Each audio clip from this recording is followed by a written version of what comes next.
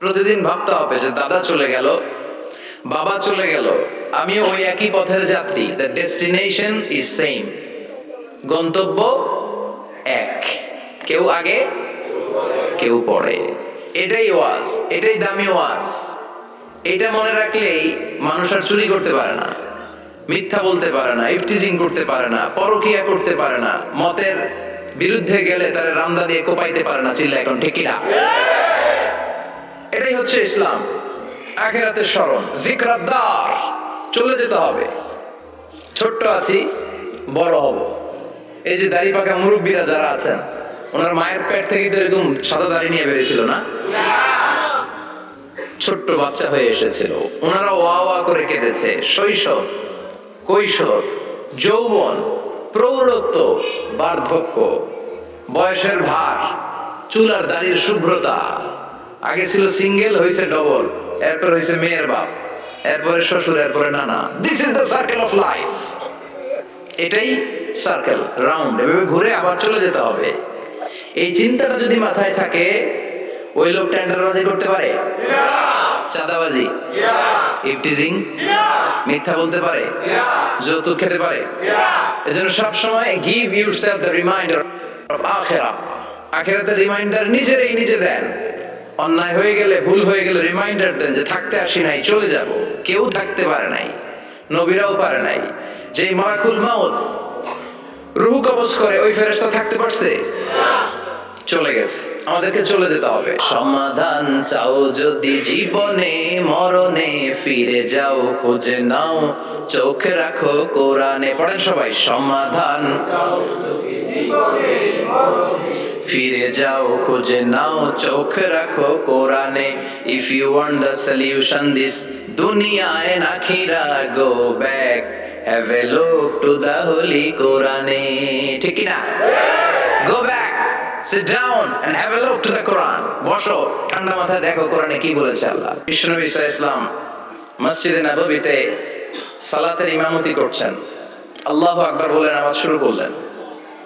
রুকুতে গেলেন, রুকু থেকে দাঁড়িয়ে পড়লেন সামি আল্লাহু লিমান হামিদা।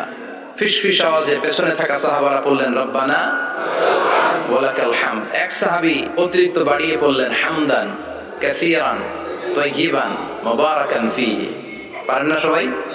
পড়েন, হামদান কাসীরান তাইয়িবান মুবারাকান ফীহি। আবার আওয়াজ করে পড়েন, হামদান কাসীরান তাইয়িবান মুবারাকান ফীহি। বিশ্বনবী সালাত শেষ করলেন, সালাম ফিরালেন, মুসল্লিদের দিকে মুখ ফিরিয়ে বললেন সামি আল্লাহু লিমান হামিদা বলে যখন আমি দাঁড়িয়েছি, তোমরা ফিসফিস করে পড়েছো রব্বানা ওয়ালাকাল হামদ। কে যেন পড়েছো হামদান কাসীরান তাইয়িবান মুবারাকান ফি? কে পড়েছো? আমি তো এটা কখনো শিখাই নাই, কোত্থেকে পেলে? কেন পড়েছো? দাঁড়াও।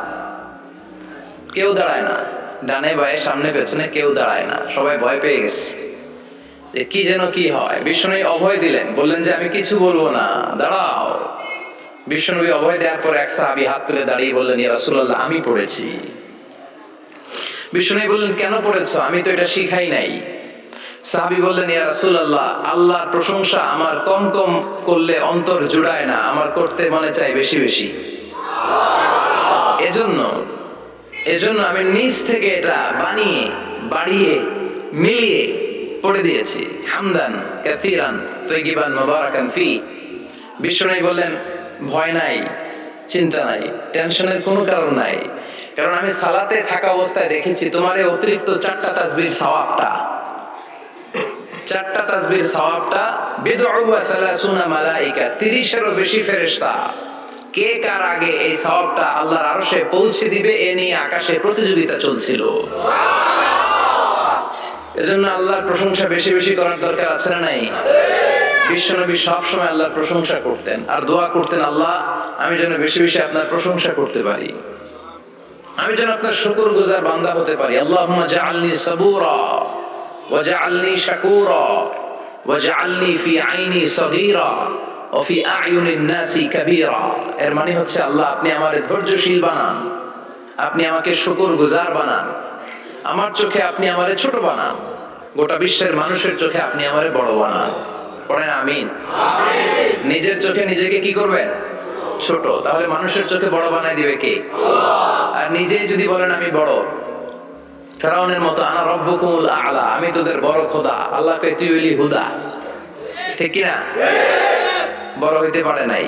নীল নদের পানিতে সুবাই সুবাই আল্লাহ মারছে, চিল্লায় বলেন ঠিক কি না?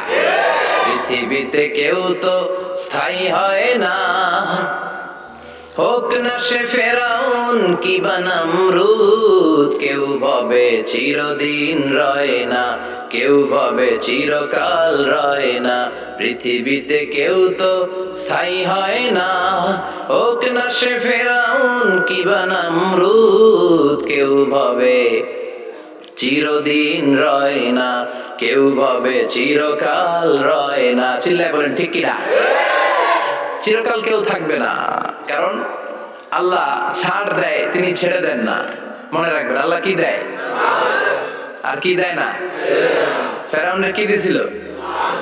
ছাড় দিছে, ছাইরা দিছে। নমরুদরে কি দিছে? ছাড় দিছে, ছাইরা দিছে। এখনো দেখা যায় আল্লাহ অনেককে ছাড় দেয়, ঢিল দেয়, সুযোগ দেয়, কিন্তু আল্লাহ ছেড়ে দিবেন না। চিৎকার করে বলেন ঠিক কি না? এজন্য সবসময় প্রশংসা করব কার? খাওয়ার সময় প্রশংসা কার? ঘুমানোর সময়, জিকির করার সময়, ঘুষ খাওয়ার সময়। ঘুষ খাওয়া যাবে? রাশি ওয়াল মুরতাশি কিলাহুমা ফিন্নার। ঘুষ যে দেয়, ঘুষ যে নেয়, উভয়ই জাহান্নামী। আল্লাহ ঘুষ থেকে আমাদেরকে বাঁচাও। বাংলাদেশে ঘুষ আছে না নাই? সরকারি অফিসগুলোতে শুধু নাই, বেশি। আল্লাহ ঘুষ থেকে হেফাজত করো, যৌতুক থেকে হেফাজত করো, পর্নোগ্রাফি থেকে হেফাজত করো, হিন্দি সিনেমা থেকে হেফাজত করো, মারামারি কাটাকাটি থেকে তুমি আমাদেরকে হেফাজত করো। গোটা বাংলার জমিনে ঐক্য প্রতিষ্ঠা করার তৌফিক দাও। মদিনার সমাজ যেন আমাদের দেশে প্রতিষ্ঠিত হয়, আল্লাহ তুমি তৌফিক দাও। চিল্লায় পড়েন আমিন। এজন্য বিপদে আপদে মুমিন সব সময় প্রশংসা করে কার? আল্লাহর প্রশংসা করে শেষ করা যায়? যাবে? ওয়া ইন তাউদ্দু নি'মাতাল্লাহি লা তুহসুহা। আমার নিয়ামত যদি গুনতে শুরু করে দাও, গুনে শেষ করা যাবে না। আর নিয়ামতের প্রশংসা যদি করো, আমি নিয়ামত আরো বাড়িয়ে দেব। আর যদি প্রশংসা না করো, তাহলে জেনে রাখো আমার শাস্তি বড় কড়া। আমি সব সময় ধরি না, ধরলে সারি না। এজন্য সবসময় প্রশংসা করতে হবে কার? বিপদে আপদে, সুখে দুঃখে আল্লাহর প্রশংসা। অভিযোগ কমিয়ে দেন, দেখবেন সুখে থাকবেন। এইটা নাই, ওইটা নাই, এইটা পাই নাই, ওইটা পাই নাই, জীবনে এইটা হই নাই রে, ওইটা পাইলাম না রে, এরকম অভিযোগ করে দেদারসে অনেক। এরকম লোক আছে না নাই? এরা অসুখী, এরা অসফল।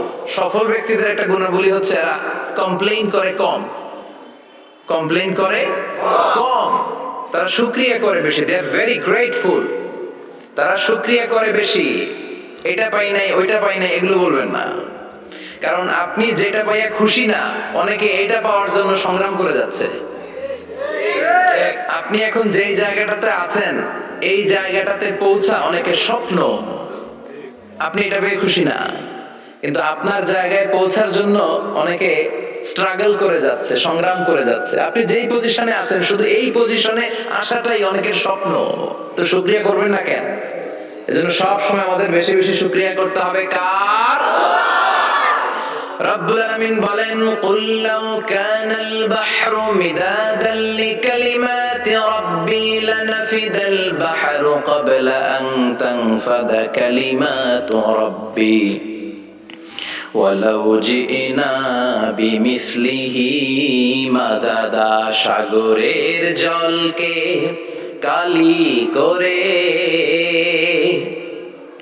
গাছের পাতাকে খাতা করে, তোমার মহিমা লেখা শেষ হবে না, যদিও লিখি প্রভু জীবন ভরে। সাগরের জলকে কালি করে, গাছের পাতাকে খাতা করে, তোমার মহিমা লেখা শেষ হবে না, যদিও লিখি প্রভু জীবন ভরে। সাগরের জলকে কালি করে। চিল্লায় বলেন ঠিক কিনা? সব সাগর মহাসাগরের জল যদি কালি হয়ে যায়, কি উপমা দিলেন আল্লাহ! সব সাগরের পানি যদি কালি হয়ে যায়, সব গাছের পাতাও যদি খাতা হয়ে যায়, আর সাগরের জল নামক কালি দিয়ে গাছের পাতা নামক খাতার উপরে যদি আমি আল্লাহর প্রশংসা তোমরা লিখতে শুরু করে দাও, সাগরের জল শেষ হয়ে যাবে, গাছের সব পাতাগুলো ফুরিয়ে যাবে, আমি আল্লাহর প্রশংসা করে শেষ করা যাবে না। সুবহানাল্লাহ বাড়িতে যায় বলবেন। সাগরের জল চারটিখানি কথা। কয়টা সাগর দেখছেন আপনি? কয়টা সাগর ঘুরছেন? প্রশান্ত মহাসাগর দেখছেন আপনি? আটলান্টিক মহাসাগর দেখেছি আমরা? দেখি নাই। প্রশান্ত মহাসাগরের সবচেয়ে গভীর জায়গার নাম মারিয়ানা ট্রেঞ্চ। প্রায় 36,000 ফিট ওইটা ডেপথ, গভীরতা। কয় হাজার ফিট গভীর? আপনার বাড়ির যে পুকুর কয় হাত গভীর?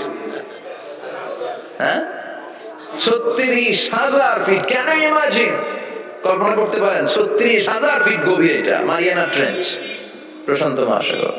আর এই পৃথিবীর সবচেয়ে উঁচু যে পাহাড়টা, এটার নাম মাউন্ট এভারেস্ট। এটার উচ্চতা প্রায় অ্যাপ্রক্সিমেটলি অ্যারাউন্ড 29,000 ফিট। পাহাড়, পৃথিবীর সবচেয়ে উঁচু পর্বত শৃঙ্গ মাউন্ট এভারেস্ট 29,000 ফিট। আর পৃথিবীর সবচেয়ে গভীর সাগর, প্রশান্ত মহাসাগরের সবচেয়ে গভীর জায়গা মারিয়ানা ট্রেঞ্চ, ওইটা নাকি 36,000 ফিট। তাহলে ওই পাহাড়কে তুলে ধরে এনে প্রশান্ত মহাসাগরের সবচেয়ে গভীর জায়গা মারিয়ানা ট্রেঞ্চের উপর যদি ছেড়ে দেয়া হয়, পুরো পাহাড় ডুবে যাবে। সুবহানাল্লাহ নাই? পুরো পাহাড় ডুবে যাবে, উপরে পানি থেকে যাবে প্রায় 7,000 ফিট। আল্লাহু আকবার। এই পৃথিবীর দ্বিতীয় গভীরতম সাগরের নাম আটলান্টিক মহাসাগর। এই সাগরের সবচেয়ে গভীর জায়গার নাম হচ্ছে পুয়ের্তো রিকো। এই পুয়ের্তো রিকোর গভীরতা প্রায় 33,000 ফিট। কত? আর সবচেয়ে বড় পাহাড় 29,000 ফিট।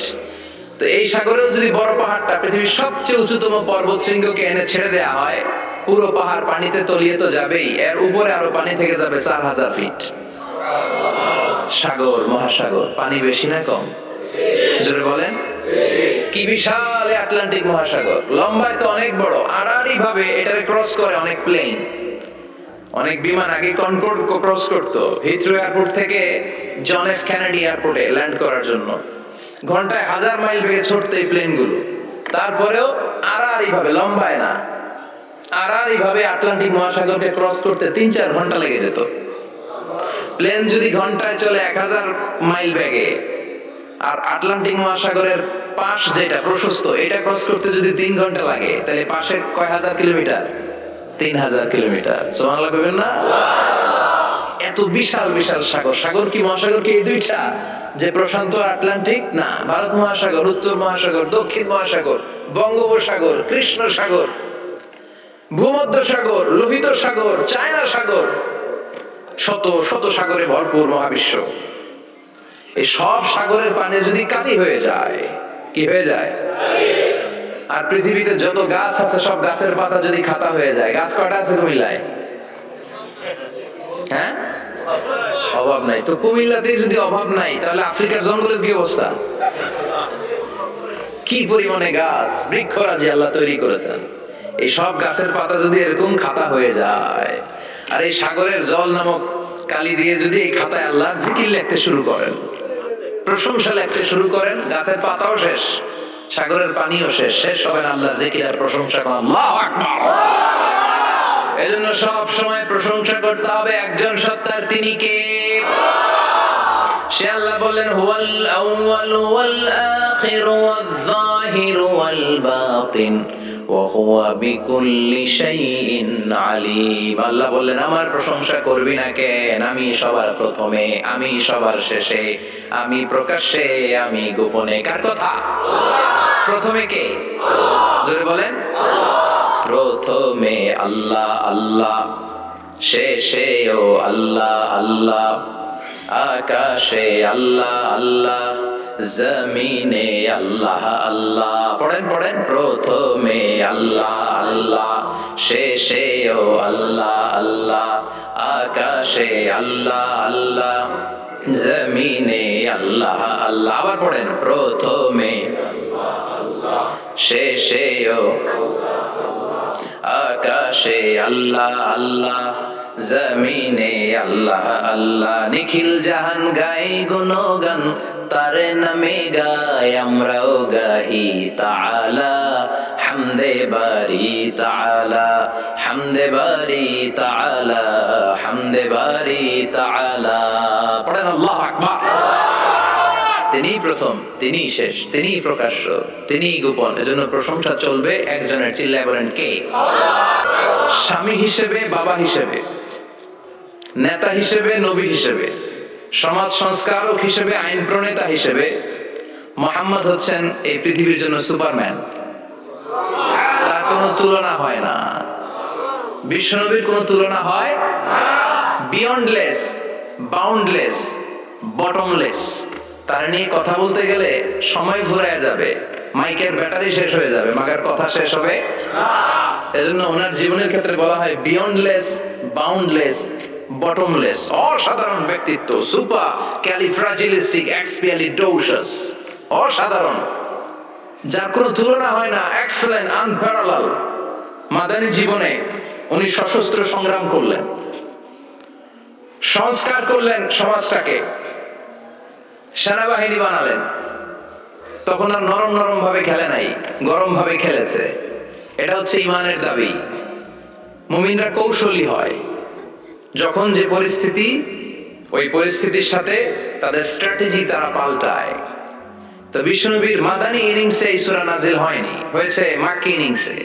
এই সূরার অনেক ফজিলত, ছোটবেলা থেকেই সূরা ইয়াসিনের অনেক ফজিলতের কথা আমরা শুনেছি না? বিশ্বনবী বলেছেন ইন্না লিকুল্লি শাইইন কলবান ওয়া কলবুল কুরআনি সূরাতু ইয়াসিন। সব জিনিসের একটা কলব আছে, হৃদয় আছে, অন্তর আছে, আর কোরআনের কলবের নাম হচ্ছে সূরা ইয়াসিন। বিশ্বনবী বললেন ইন্না লিকুল্লি শাইইন কলবান, সব জিনিসের একটা কলব আছে। ওয়া ইন্না কলবাল কুরআনি সূরাতু ইয়াসিন, আর কোরআনের কলবের নাম হলো সূরাতু ইয়াসিন।